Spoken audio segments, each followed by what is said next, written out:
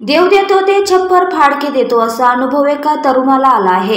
कारण हा बेरोजगार तरुण अबुधाबीहून कंटाळून आपल्या देशात रवाना होण्यासाठी निघाला होता।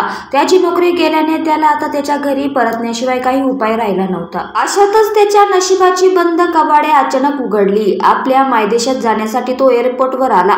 तिथे त्याच्यासोबत अशी काही घटना घडली की त्याचे जीवनच बदलले। ज्या तरुणाकडे काही दिवसांपूर्वी चांगली नोकरी नव्हती, त्याचे नशीब अचानक कसे फळफळले की तो रातोरात करोडपती झाला। तुम्हीही विचार करत असाल की त्याच्या जीवनात असा काय चमत्कार घडला की तो रातोरात करोडपती झाला। चला तर मग पाहूयात या तरुणासोबत नेमकं काय घडले। केरळच्या कुटुना तिथे राहणारा तेजो मेथ्यू बेरोजगार झाल्याने आपला देश सोडून अबुधाबीला नोकरीसाठी गेला होता। अबुधाबीला गेल्यानंतर तो सुपरवायझरची नोकरी करत होता, परंतु तिथे त्याचे मन लागेना म्हणून त्याने नोकरी सोडली। त्याला भारतात परतायचे होते म्हणून त्याने मित्राकडे पैसे मागितले। त्याने त्या पैशातून एअरपोर्टवर सहज गंमत म्हणून लॉटरीचे तिकीट काढले।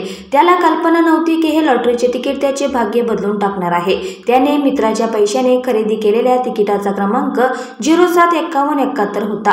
मेथ्यूने खरेदी केलेल्या तिकिटाने त्याची जिंदगी बदलून टाकली। मेथ्यूने ह्या लॉटरीच्या तिकिटाने 7 मिलियन दिरहम म्हणजे सुमारे 13 कोटी 10 लाखाचे बक्षीस जिंकले आहे।